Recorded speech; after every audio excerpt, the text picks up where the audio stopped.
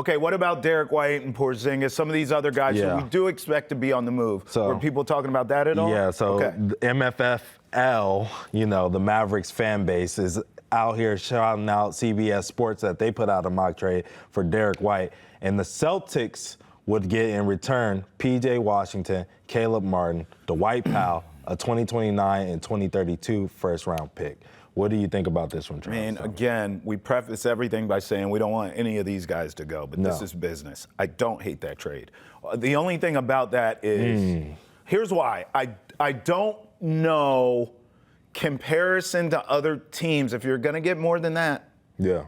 I really don't. I know the Warriors want him. Yeah. I know the Spurs would take him back, right? Yeah. But what are you getting in return? That trade that you just laid out, I don't hate what you're getting back in return for Derrick White. I don't know if there's a bigger payout, in other words. I would agree. I don't want to trade Derrick White. I'm kind of in the camp of loyalty once again, and I think this is a guy that next year we'll see his real, full, untapped potential. I think this is a guy that probably could have averaged 20 points a game for the Celtics the last couple of years. You know what I'm saying? But he's been facilitating, being in that role, being a guy, like I said, accepting the role. That's right. Willing to win a championship. Now that we have JT out, I think we're in for a pretty big year out of Derrick White. Okay. I don't know if I'm really in love with the back half of that trade. P.J. Washington, great player. We talked about him in the last episode with the trade with KP, right? I obviously like his game a lot. But the Caleb Martin streakiness, the Dwight Powell is kind of on his way out of the league, it feels like, you know what I'm saying?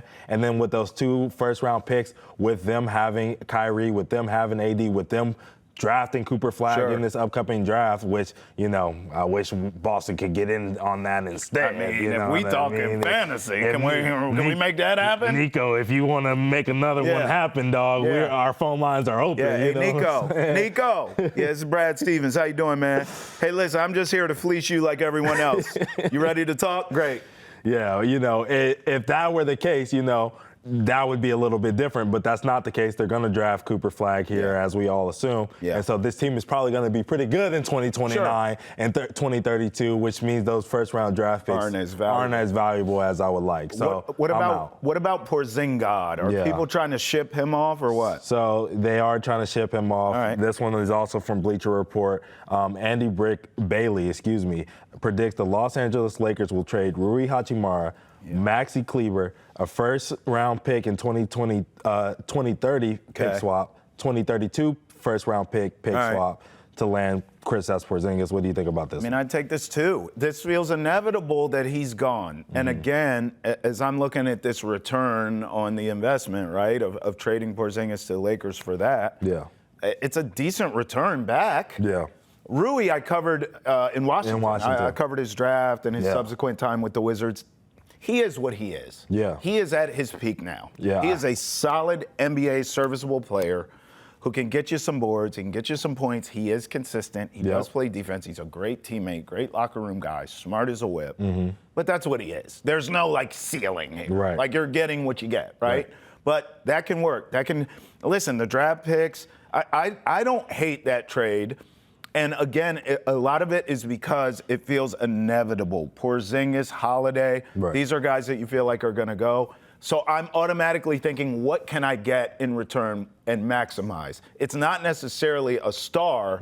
It's just what serviceable pieces, role player guys can I get, and how many draft picks. Yeah. If that looks solid to me, like this trade, I'd make it. Yeah. The thing that worries me about this trade is the swap. I think when you have a Luka Doncic, he's an elite floor raiser, right? He might not get you over the hump, but he's an elite floor raiser. So those picks probably wouldn't end up swapping. Sure. I'm also worried about Maxi Kleber being available during the playoffs, which he hasn't been the last couple of years. Can't count on him. You can't count on him. I do really like Rui Hachimura, but I don't know if that's enough for the player that KP showed us throughout the whole entire regular season and going back to the regular season and playoffs of last season. Was there anything with Drew Holiday? Were people trying to? Yeah, I mean, I seen something about Clippers. I seen something about Kings. Clippers isn't terrible.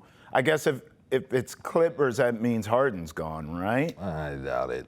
Because those two aren't. You're not. What's Drew Holiday gonna do with James Harden? I guess he could play. Harden could play too, but I don't know. Yeah.